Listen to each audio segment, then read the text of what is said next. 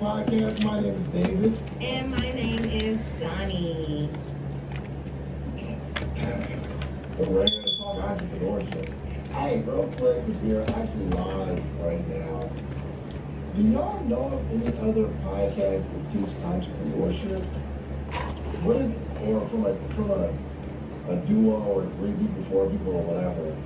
What other podcasts teach specifically entrepreneurship? Because I want to go look at some other ones, you know? It's the last one. No.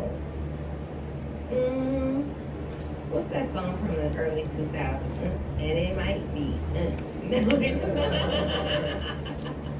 So, well, I mean, that's a good starting place where we're talking about business and how business works. Now, business has changed over generations, right?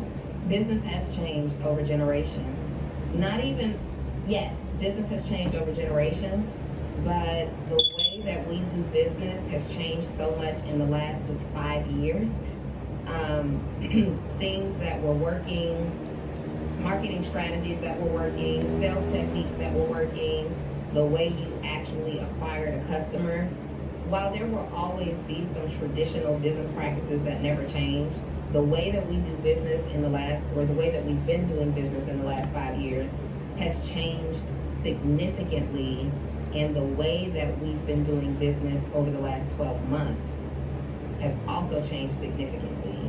And I believe that we see a lot of evidence of that when we're looking at all of these companies that are either filing for bankruptcy, closing down, or pivoting altogether. Where's my phone? Is it in my car? I think I need my phone or my computer because I want to look up some stuff. Let's look up all the companies going out of business. Let's look up all the companies that's going out of business. So here in Atlanta, Red Lobster filed, I don't know if they filed actual bankruptcy. However, Red Lobster got into bed with a hedge fund that was supposed to bail them out of so much debt, massive debt. I don't want to say the wrong amount, right? Red Lobster got into bed with a hedge fund that was supposed to bail them out of all this debt. And recently they made an announcement that many of their locations, many of their flagship locations are going out of business. Here in Atlanta, they did an auction sale on one of the locations where they sold everything inside of the restaurant, the kitchen equipment, the dishes, whatever food inventory was left over, everything for $15,000. And if you know anything about restaurant equipment and outfitting a restaurant, you know that $15,000 from a Red Lobster is a steal. It's nothing, right? So what happened with them is that they got bailed out by this investment group. The investment group then, they bought all of the land that they acquired ownership of all the land that Red Lobster properties were sitting on. So not only did Red Lobster have to pay them back on the investment, they also had to pay the rent on the land. So the investment group got their money back expeditiously because of how they worked out the repayment clauses in the contract. Meanwhile, it kept Red Lobster underwater in an extreme way that they cannot seem to recover from. And that was so enlightening to me, even as we're in our own business negotiations to acquire investment capital for our new building. It's like we have to pay attention to the terms and look at the terms in such significant detail that we don't want to accept money from anyone that can turn around and bite us later. Like, imagine no longer owning our land and we make that deal just to keep our brand. Mm-hmm. Yes, you have to continue to pivot. And it's not even, so for some people think that pivoting automatically means that it's not going well.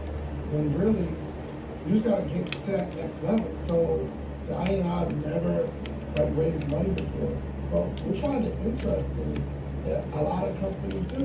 I don't know how long you've been looking at the raising money model, but I've been looking at it for a while. I'm like, my first thought was, it's unfair that you had some people that were investing with we getting out the muscle, just getting out the money.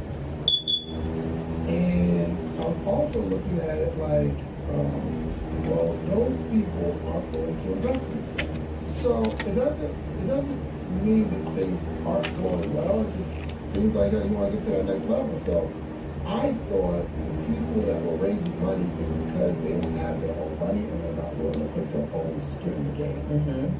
But I'm looking at it like, man, wouldn't it be cool to have some people invest and help us? Yeah. You know what I mean? Like, have some people assist. And we're not taking money from everybody. Somebody commented, it was like, I thought you were rich, why you asking us for money? I was like, first off, I'm not asking you for anything. I'm not asking you. You specifically. Oh yeah, for sure. We call it a hand select group of people